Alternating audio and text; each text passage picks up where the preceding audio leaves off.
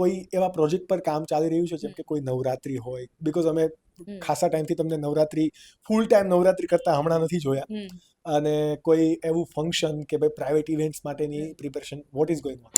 ભારતને વિકસિત ભારત દેશ બનાવવાની જર્નીની અંદર તમે જે પ્રમાણે અમને સાથ આપી રહ્યા છો એ બદલ તમારો ખૂબ ખૂબ આભાર, અને thank you for choosing this particular topic two watch, because આ પર્ટિક્યુલર ટોપિકથી તમે બિઝનેસ ક્ષેત્રે, લાઈફ ક્ષેત્રે, પર્સનલ લાઈફ ક્ષેત્રે ક્યાંક ને ક્યાંક ડેવલપ થશો. અને તમે જો આ પર્ટિક્યુલર ક્લિપનો ફૂલ પોડકાસ્ટ જોવા માંગો છો તો તમે અમારી મેઇન યુટ્યુબ ચેનલ આકાશ ઉકાણી ચેનલ પર જઈ શકો છો, ત્યાં સબસ્ક્રાઇબ કરી શકો છો કે જ્યાં એવરી સેટરડે અમે નવા પોડકાસ્ટ અપલોડ કરીએ છીએ. અને આ આકાશ ઉકાણી ક્લિપ ચેનલ પર અમે અમારા ફૂલ પોડકાસ્ટમાંથી મોસ્ટ વેલ્યુએબલ ટોપિકને નાનકડી ક્લિપ સ્વરૂપે તમારા સામે રાખીએ છીએ અને એવરી ડે અપલોડ કરીએ છીએ. Then hit subscribe button to this channel as well. તમે અમારી સાથે ડેઇલી અપડેટ્સ માટે અમને ઇન્સ્ટાગ્રામ ચેનલ પર પણ ફોલો કરી શકો છો જો તમે બધી જ આ પ્રોસેસ કરી દીધી છે. And enjoy the show.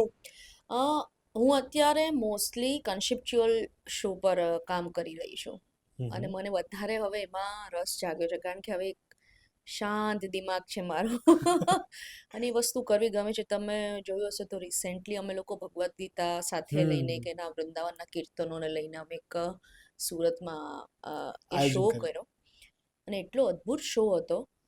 છેલ્લા 3 દિવસનો અમારો આ શો હતો, તો છેલ્લા ત્રીજા દિવસે લગભગ 65 અરાઉન્ડના કોઈ અંકલ હતા. આવા લોકો, આ એક જ અંકલની વાત કરું તમને, આવા નંબર ઓફ વડીલો હતા કે જે મને આવીને પગે લાગતા હતા અને કહેતા હતા કે અમે તો બેન ક્યારેય વૃંદાવન જોયું નથી, પણ તમે અમને અહીંયા વૃંદાવન દેખાડી દીધું. તો આ મારા માટે, આનાથી મોટું કંઈ છે જ નહીં, મારા શ્રોતાઓથી મોટું.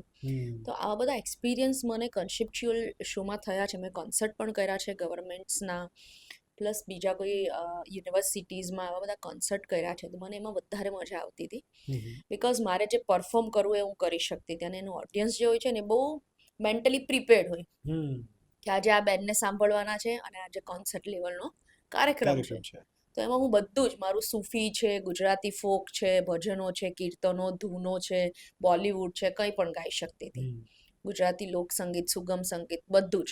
તો એક મજા આવતી હતી મને એમાં એક્સપિરિયન્સ કરવાની, અને એટલે જ હું એમાં આગળ વધી, અને હવે મને એમાં વધારે ઇન્ટરેસ્ટ જાગ્યો છે, તો એના પર કામ કરી રહી છું. એક્ઝેક્ટલી. બટ આ ટ્રાન્સફોર્મ થવાનું રીઝન શું?